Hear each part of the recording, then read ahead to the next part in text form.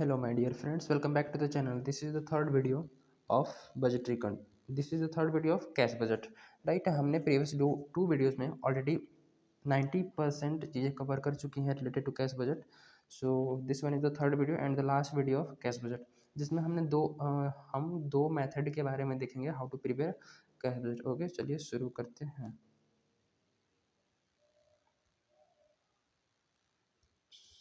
कहाँ गया भाई, ये रहा. ये थर्ड मेथड है and this one is the second method. Budgeted balance sheet method is the second method. इसमें हम लोग को क्या करते हैं, नाम से ही पता चल रहा है बजटेड बैलेंस शीट मेथड. हमें क्या करना होगा जी, इसमें बैलेंस शीट बना के निकालना होगा कैश की पोजीशन. उसमें हमने रिसीट, फर्स्ट वीडियो में रिसीट एंड पेमेंट मेथड में रिसीट और पेमेंट को बैलेंस करके निकाला था हम क्या, क्लोजिंग बैलेंस. इसमें हमें बैलेंस शीट बना के देखो, एन एफर्ट इज मेड. एक एफर्ट मतलब क्या एफर्ट किया जाएगा, to estimate the position of cash a particular point of time. इसमें क्या किया जाएगा कि बजटेड बैलेंस शीट में एफर्ट लगाया जाएगा to estimate position of cash, की पोजीशन ऑफ कैश क्या होगी पर्टिकुलर पॉइंट ऑफ टाइम में. तो पर्टिकुलर पॉइंट ऑफ टाइम में कैश की पोजीशन को पता करने के लिए हमें क्या करना पड़ेगा जी, एक बजटेड बैलेंस शीट बनाना पड़ेगा. ठीक है, in respect of last date of budgeted period. ठीक है, an estimate is made to value. इसमें और क्या लिखा है कि all assets except cash bank balance. देखो बेसिकली इसमें होगा क्या, ठीक, बेसिकली इसमें मैं बता देता हूँ सिंपल सा, कि ये बैलेंस शीट बना देंगे एक, जिधर इस साइड लाइबिलिटी और इधर एसेट होता है. ठीक है, इसमें सारे एसेट लिखे जाएंगे एक्सेप्ट कैश. कैश को नहीं लिखा जाएगा, क्वेश्चन में ऑलरेडी नहीं दिया होगा. ठीक है, ऑल लाइबिलिटीज लिखा जाएगा. ठीक है, सारे लाइबिलिटी लिख दी जाएंगे. अगर सारे एसेट को लिखने के बाद मान लो 100 रुपये आता है इधर, ठीक, इधर अगर मान लो 110 रुपये लाइबिलिटी आ जाता है. ठीक, तो 10 रुपये इधर बैलेंस करना पड़ेगा हमें कि नहीं, 10 रुपये इधर बैलेंस करना पड़ेगा. तो जो बैलेंसी फिगर आएगा उसी को हम कैश मान लेंगे. जो बैलेंसी फिगर होगा उसको हम मान लेंगे कैश.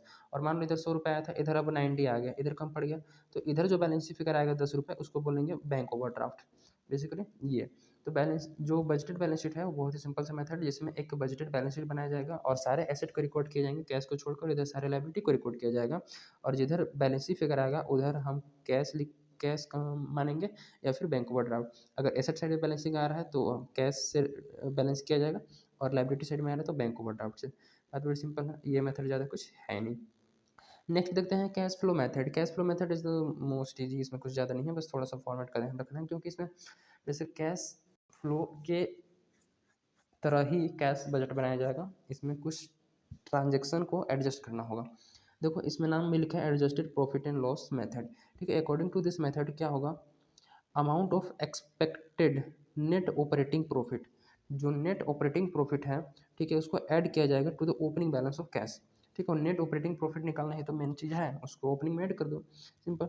तो देयर आफ्टर उसके बाद क्या किया जाएगा, adjustment are made expected increase in decrease, increase और डिक्रीज इन करेंट एसेट. जो भी करेंट एसेट में इंक्रीज या डिक्रीज होता है, जैसे हम लोग कैश फ्लो में करते हैं, ठीक उसी टाइप से यहाँ पे करनी है.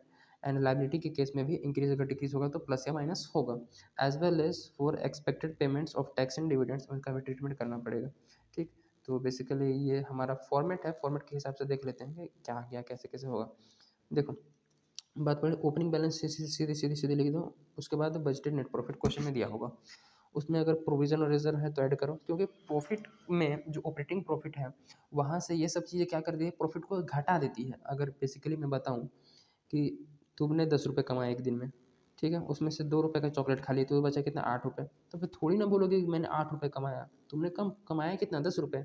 एक्सपेंस को तुमने घटा दिया है तो एक्सपेंस को वापस जोड़ लो ना भाई, एक्सपेंस को जोड़ लो तो तुम वो वापस प्रॉफिट पर पहुंच जाओगे. सिंपल सी बात है कि नहीं.